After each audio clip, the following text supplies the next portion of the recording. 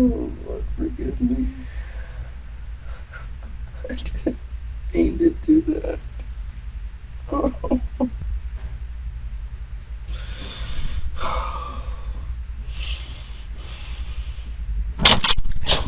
All right, let's go, man.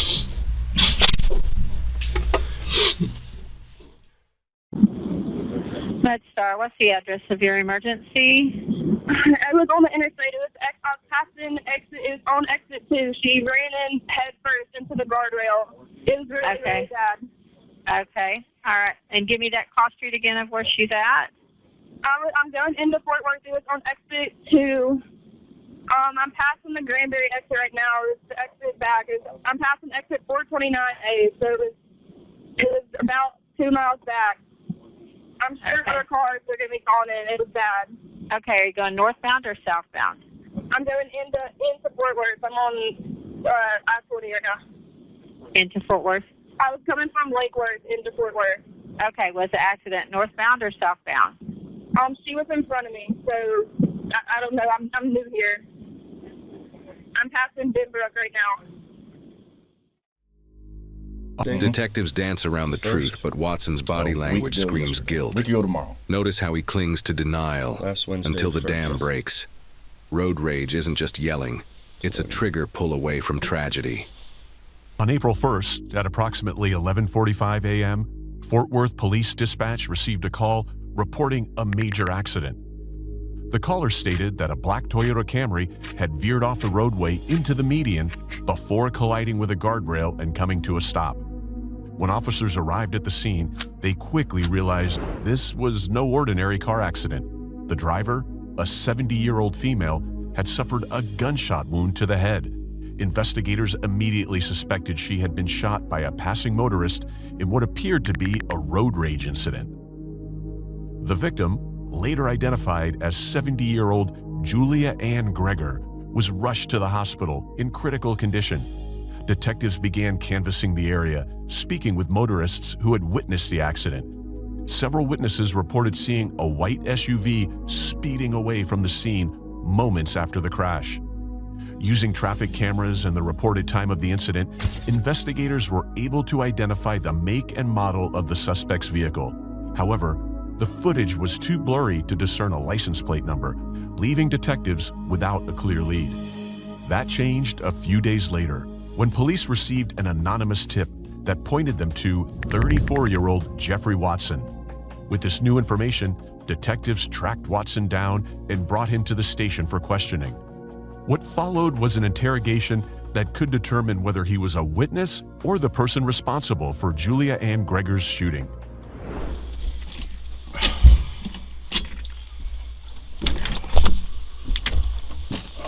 Jeff, like I said, my name is Detective O'Brien. This is Detective Barron with the Fort Worth Police Department. Like I told you out at your house, you're not under arrest, okay? You're not under arrest. Basically, what I'm trying to do is get your side of things, okay? If in fact you are the person I'm wanting to talk to. Okay. Okay. But keep in mind, as soon as we're done here, I'm gonna take you home and we'll be done, okay? Let's see here. It's 4/7/2020, 10 a.m. Jeff, give me your full legal name. Jeffrey. Detectives aren't just asking questions. They're circling the truth. Watson's sweating, stalling. But that one line, "This is a murder case," changes everything. Road rage just turned into a life sentence. That's Wednesday. Kyle Watson, Jefffery. Kyle, Kyle, Watson, Watson. Date of birth?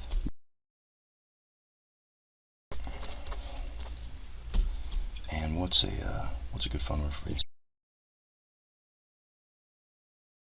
Remind me again where you say you work? Okay. Now, Jeff, we were just at your house. I tried to knock on the door. We knocked on the door for about 10-15 minutes trying to get you the door, okay? When nobody came to the door, yeah, I didn't hear basically the next thing we got to do is, if I think that car's involved, then I got to go about my business. No, okay? I understand that. I just, like I said, I don't. And so since he was already there, already in the process, it was kind of like one of those things I can't just stop it once No, it's I understand. happening. But I will be fair to you. I don't have a problem. You had mentioned go ahead and search this. I don't have a problem with you consenting to all this stuff. If you're very cooperative, man, all I can see is that looking good for you. Okay.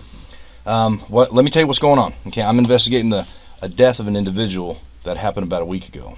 Okay. Okay. Have you seen anything in the news about this? I mean, there's been some deaths in the news, like the corona stuff. There's all. I mean, well, I'm talking about a deal. No, I'm talking about a deal. Specifically, it was an older lady who was killed. No, I haven't seen anything specific. Okay. Regarding anybody. Well, the reason that we wanted to talk to you is because you happen to have a vehicle that matches the vehicle we're talking about. Okay. I had put something out in the news in relation to that vehicle, and there was a picture of that vehicle. Okay. Now, with that being said, I need to kind of know right out the gates if you had anything to do with that. With my vehicle being, I'm still confused as to what with you having anything to do with this lady's death. I don't have anything to do with any lady's death. Okay. So certainly not. Okay. Certainly not. So what I need to do is kind of make sense of where you were at the time this happened. Okay. Okay. This should be easy to do. Okay. Have you been pretty consistent working? Yeah, throughout the day? Yeah, and I have it, like I can pull up my schedule right now on whatever day to see where I was. Okay. You know. So this is April 1st. Okay. Okay. And do you mind if I look on here and see what date that was? This is April 1st, and this is right around 11:40 a.m. So that would have put it like I was either on the way to my first job or at my first job at that point. I had to see what Sure. Yeah. If you have a schedule, that'd be great. Yeah. I can get logged in here and see exactly what time I got there and where it was. Just said customer unable to find where their camera was plugged in. I remember now. So they just had an older camera. I had to replace it. It wasn't getting any signal. That was it. And then it looks like I closed it out at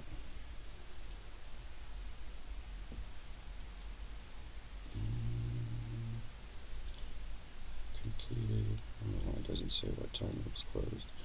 Let me go back to the outside screen and see if it shows it.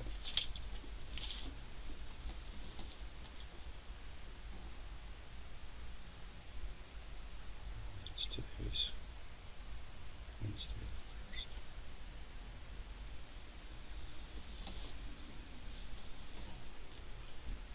It was afternoon. Can I see what you're looking at? Yeah, absolutely. So, sorry. So this is my schedule for Wednesday the 1st. If we zoom out, that's a map, or a little blip. Sometimes those aren't accurate, but if you go down here, this is each job that I did that day. Okay. Each person, you can click on it and see whatever the details were. Like this one, I think. So this shows you everything. Yeah, everything I did for that day. Okay.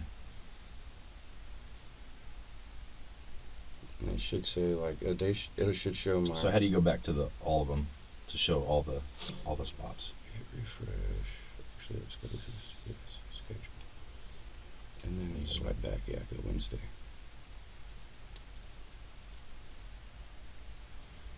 Okay. And so.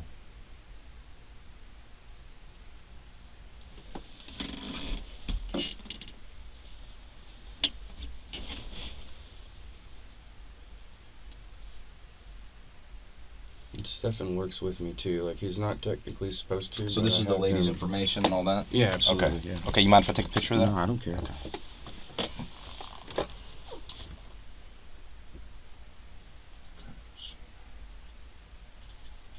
Okay, this might be helpful. But they should have me on camera there at their house, like maybe not when I pulled up because their camera was offline, but it should certainly, obviously I was in their house, they know I was there.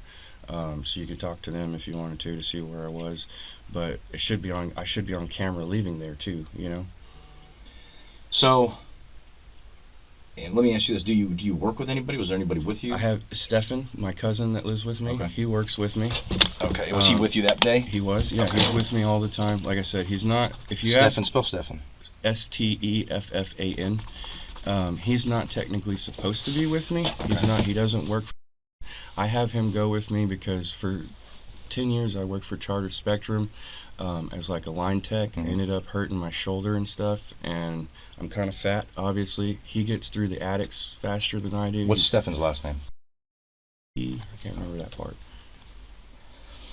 Okay. But anyway, he does the camera stuff for me because he can get through the attic faster. Well, let me just say this. He and I have been doing homicide for a long time, okay? And the one thing he and I consistently do on every case is we give everybody an opportunity to tell their side of the story. Right. I don't care how heinous it is. Right. It doesn't matter to me, okay? We've had people in here who killed 3 women. We gave them an opportunity. That's not this guy. Okay? But I can tell you this. The reason I wanted to talk to you is because I was able to identify through video surveillance what vehicle it was that was involved. Mm-hmm. Okay? And we didn't knock on your door for no reason. No, I get it. But when we I'm pulled sure the video you guys surveillance, don't waste your time. and it flat out shows me the license plate. Okay? Now I can tell you this. Where was I this could have. at? Hang on a second. Okay, sorry. This is not going to be a deal where I just feed you information. No, I understand that. You need to understand something, okay? This is a murder case, okay? But in every murder case we deal with, there's always something different. There's always something unique about it. There's some scenario which could change it, so you don't look like a full-on, flat-out killer. Can I pause you right there? Being that this is a murder case, apparently, or something like that, I'm thinking I need an attorney. You're more than welcome to get up and get an attorney. I don't think So I listen, need to talk anymore. If there's, that's you've completely taken it. my car, obviously. I don't know what's going on. So listen, I'm scared now, so... So Jeff, listen, Yes. it's up to you. You don't have to talk to me. You can get up and go get an attorney if you want, okay? You're not being held here. What I'm trying to explain to you is that this is happening. Now, it's either happening with your side of the story or not. And so it was my understanding that you were remorseful. Maybe I was wrong. Okay? This was your chance to tell your side of it. I did it. Then break it down, man. Listen, I get it. Okay? If you lost your temper and did something. I did not do this on purpose. We didn't think you did. I did not intentionally hit anybody. I didn't. This is my life. It's over. Understand. You understand that? Let's do this. Hear me, Jeff, hear me out. There's a reason why we didn't have the SWAT team kick your door and come get you, okay? We do this for a living. We spend a lot of time looking at people and trying to figure out what the hell could have caused this to happen. I can't even live with myself, guys. You know that? Like, do you think I'd rather see this kind of person or the kind of person who says, man, I don't give a shit? You know what I'm saying? I know. I'm freaking scared out of my mind, you guys. I'm scared out of my mind. I didn't do this on purpose, okay? Let's do this. I did not do this on purpose. Remember when we were on our way down here and I explained one thing to you and it was about being honest? Now, here's why, okay? And I appreciate you being honest quicker than later. But, Jeff, let me tell you why it's important. You're going to tell us what happened. And the fact that you didn't lie very long tells me, okay, I wasn't trying to lie at all necessarily. I'm scared. Do me a favor. Give me an opportunity to see your side. Here's my mindset right now, is I didn't know I hit her. Okay? I didn't know that until I did see the news. That I just lied to you about. I did see that. Obviously, I started looking because I was scared. And as soon as I realized how serious this got, like this, I mean, the worst possible thing in the world. This is horrible, absolutely just unforgivable. As soon as I realized what had happened, I haven't been sleeping, I haven't been eating, nothing. Okay. This is what I want to do, okay? I don't. If you want me to be in a position where I can believe you, I need you to run down the entire thing that happened. Because I don't like putting pieces together, what witnesses are saying, stuff like that. You were there, you know what happened, just break it down. I really think I need a lawyer here, though, to talk through this with me. Man, because, listen, like I said, I know I did it. You guys know that this happened. Jeff, let me say this to you, okay? You got to hear me out here.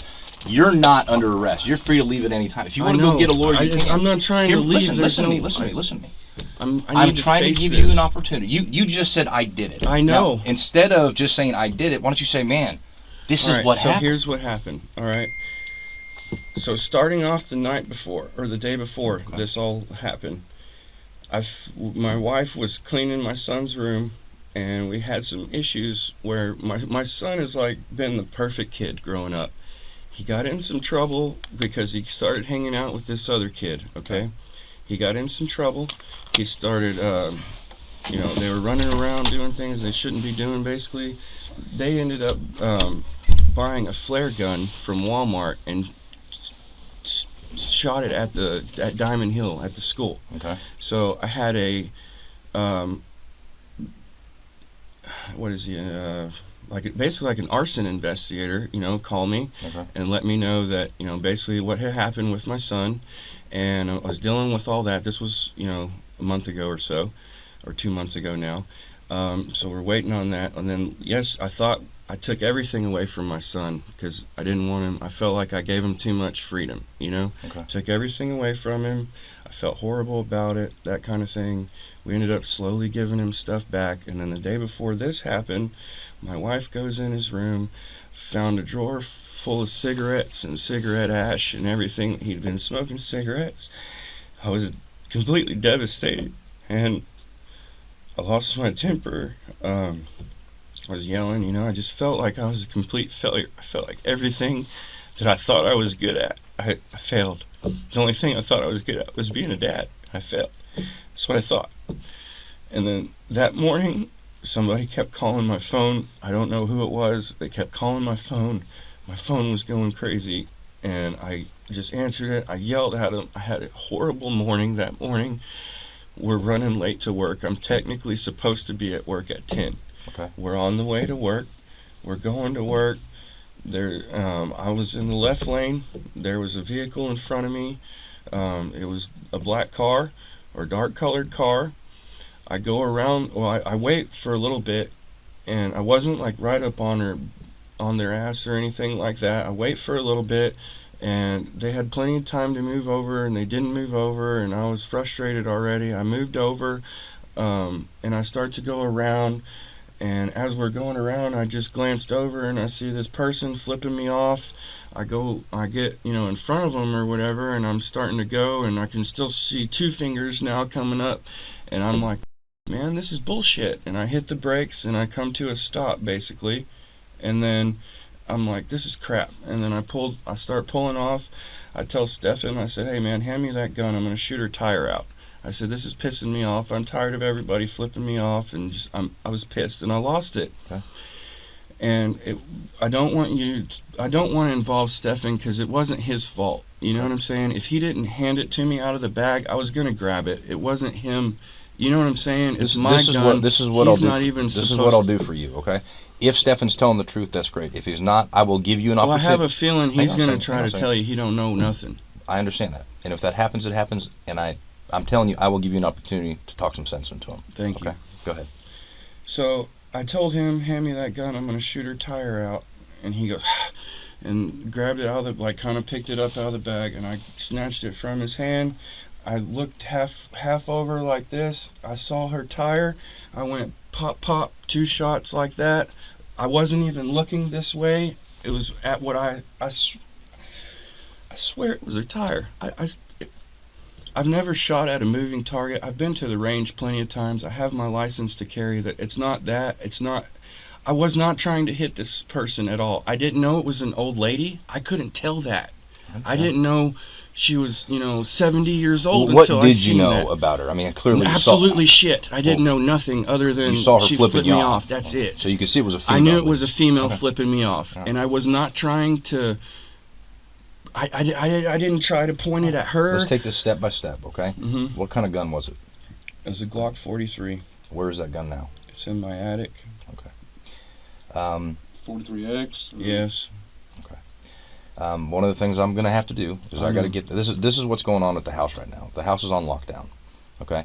The detective tried to get consent from your wife, and I think she's like no. So what happens is everybody gets out of the house, and we write a search warrant for it. I'm going to give you an opportunity, since you're being honest about this, I'm going to give you an opportunity to consent as well. And instead of me locking the house down and doing all that, can we, Stefan went to, I had him put it up there because he's the only one. We're going to get to that, but we got to get through this first, okay? I understand. After you shot, then what happened? I shot 2 shots. I put the gun back in the bag, and I looked over, and she's still driving like nothing happened. I took the exit, the one exit before 30. And as we crossed the bridge, I looked kind of over the bridge, and I didn't see anything. I'm like, okay. He says he aimed for the tire, but a bullet doesn't lie. Julia Gregor never stood a chance, and Watson, he's not a killer until he is. One trigger pull and 2 lives are destroyed. well, whatever, and we went to work. And then I didn't know that she'd been hit until obviously later that evening. And then once I saw that, Okay. Well, let's do this. I just want you guys to know that I am not an evil person. I don't think you are. But everybody else does, and that's one thing that's just heating me up, is I'm going to be labeled for this. But what I need to be straight with you about is this, okay? You have your gun license? Yeah. Okay. You go to the gun range a lot? Yeah. Well, no, not a lot. I mean, I've gone, obviously, but I don't go a lot. Well, I've already seen your Facebook, okay? Right. Clearly you have weapons. Clearly you go to the gun range. The reason I'm saying that to you is because there's a big difference. I understand that. Hear me out. Hear me out. There's a big difference between somebody who is a cold-blooded killer and is going to shoot somebody and knows how to shoot versus somebody who just lost their temper and shot at somebody. Because let me tell you something. The trajectory that bullet's on is not down by its tire. You and I both know that. Because I promise you, sir, when I reached out... Well, let me tell you what did happen. What did happen is that bullet struck her in the head. I saw it. Okay? I saw it. Okay, so with that being said, with an individual who clearly there's evidence that knows how to shoot... That's what I kept telling my wife. I said, I don't know how I did this. I don't... Let me ask you this. Would you at least agree it's... You know enough about weapons. Do you know when you pull the trigger you could kill somebody? Yes, okay. Like that's what I'm saying. I knew from... I know. Okay. Did you want to kill her? No, sir. Is this because let me tell you something. Realistically, it looks like I did. I understand looks like that. And to me, that's why I'm telling you the truth. Is because I don't want to be labeled like that. I don't want to. I mean, obviously everybody's going to think this is a cold-blooded killer. He's a piece of shit. You understood. I didn't. You understand. I how promise you. Is. Yes. Okay. Because and I've taught my kids the same thing. You don't point a gun at something that you don't want to destroy. Okay. I completely. Do you agree that when you're shooting from a moving vehicle, let's say you're shooting at the tire, that possibly it could shoot something else because it's from a moving vehicle? Of course, yeah. It could. There's no obviously. I mean, like I said, I looked over. The quarter panel of her car was here. And I wasn't looking. I looked back at the road because I'm driving, and I just poo-poo. Where did the shell casings eject to? I have no idea. Did they eject inside or outside? No, sir. I've never seen anything. I don't. All right. Okay. Well, this is what you're being cooperative, and I'm not going to. The thing is, like, I feel like we're gonna get hung on this thing. Like it's gonna get turned into like I was a calculated killer. Because I have, I've been to the range and I have my license to carry and stuff. Here's the good news. I'm telling you, here's the good news, sir. That's not what happened, though. Here's the good news. You haven't shot a bunch of people on the freeway. Okay? Never. Let me say this. Never fired a gun at anybody. The good news is that there's not a bunch of people who are getting killed. So my gut's saying that this is not some cold-blooded killer who's going around killing people for no reason. What made sense to me was a road rage situation, and we've had that before. That's what happened. I lost my temper. And this isn't the first person that flipped me off where I got pissed off. So here's what happened, right? So a few weeks ago, I got pissed off, and yelling at somebody, that almost run me off the road or whatever. I was yelling at them and this and that. And they took pictures of my car because I'm flipping them off and stuff like that because they flipped me off first. Like, I don't initiate it. I don't try to initiate stuff. And in this case, my temper did get the better of me for sure. And I thought, I'm going to teach this person a lesson. I'm going to scare them. Can I ask you something realistically? Because people that are going to look at this are going to see two different things. And I understand that you shooting the tire out is not the same thing. And hear me out, Jeff, okay?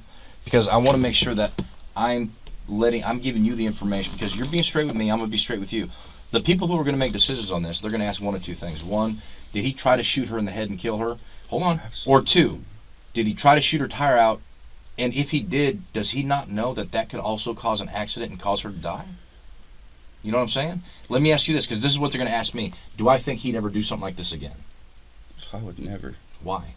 I've already told my wife I didn't want any guns. I would have taken them all and sold them all, you know, and got rid of them all. Not because I'm in trouble, but because I haven't even been carrying one since then. Because I don't want the gun didn't do it. I know the gun didn't do it, but you understand that if the gun wasn't there, that wouldn't happen, right? And that's basically the conclusion that I've come to in this instance, that if that wasn't in the car, if I didn't have that in the car, we wouldn't be sitting here right now. Let's do this. Since you are being cooperative, okay, I will give you the opportunity, if you want, to show these people who are going to make decisions on this how cooperative you are, okay?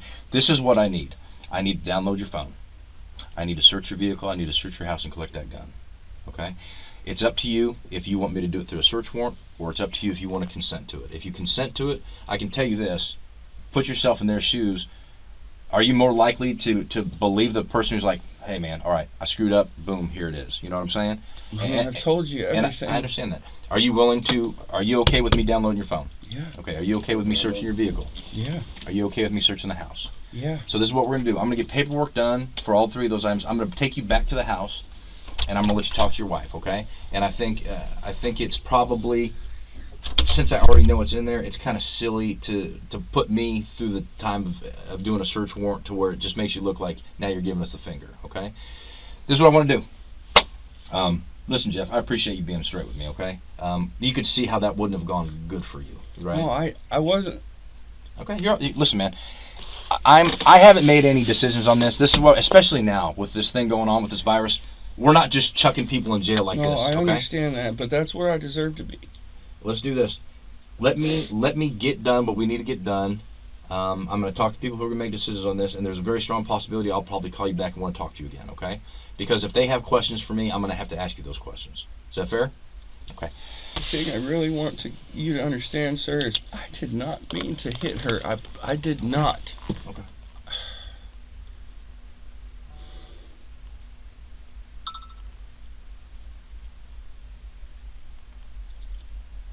Like, if I would have known I hit her, I would have never been able to even go to that next job or finish work that day, nothing. Like I had to call in the next day to work sick because I'm sick. Like, I'm sick to my stomach. I understand. I can't eat. Well, doesn't that at least at least look a little bit better than somebody who's saying I don't give a shit about what happened? It all looks horrible. Period. What's your code on this? My birthday.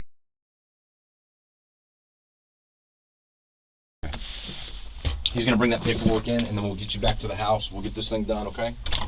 Hang tight for me.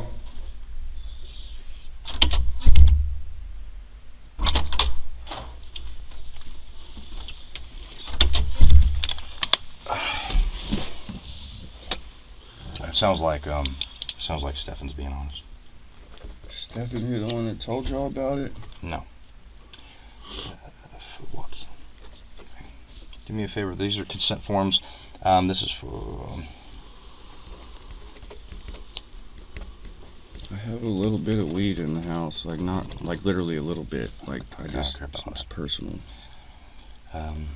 The other thing is, like, Stefan would be able to tell you he went to the range with me for like the last time, and that's the only time I've been to the range with that Glock 43. I couldn't shoot it to save my life. Like, I just don't want. I didn't do that intentionally. Is what I want y'all to understand mainly. All right, man. Listen, like, I know you personally don't, you don't really have to care or anything like that, and I don't expect you to. I just want that to be put across. I did not. Up here, it's gonna be like right underneath. So you go up into the attic, going back towards the living room. There's a wall right here. As soon as you get through that wall, it's right. So you have to go here and go through the wall. Yeah, and then it's underneath, like I said, it's an add-on. So what's it? Is it just an insulation or is it underneath? Insulation. Okay. Hey, let's go talk to him real quick, and then we'll get out. Guys, we'll bring you both back out there. So if we have trouble finding you, can show us. Come on. Come back in this other room. Love you, bro.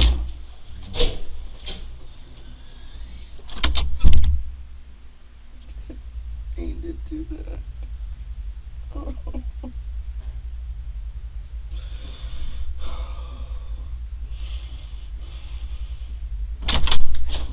All right, let's go, man.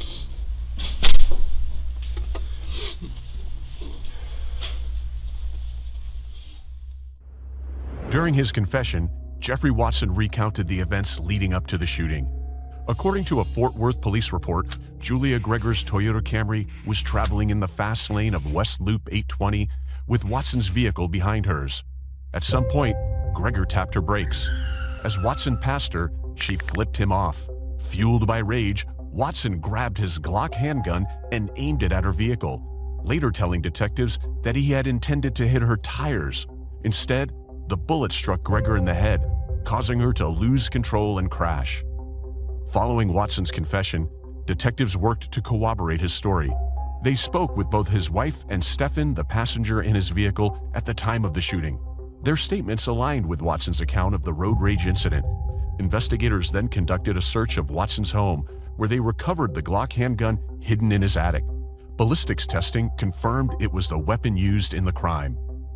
Shortly after the interview, a warrant for murder was issued for Jeffrey Watson's arrest. In November 2022, he entered a plea in the 297th District Court and was sentenced to 20 years in prison.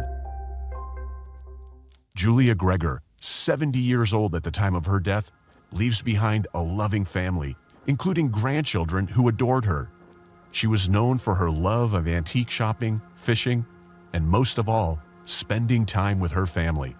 Her tragic and senseless murder devastated those who knew her, leaving a lasting void in their lives.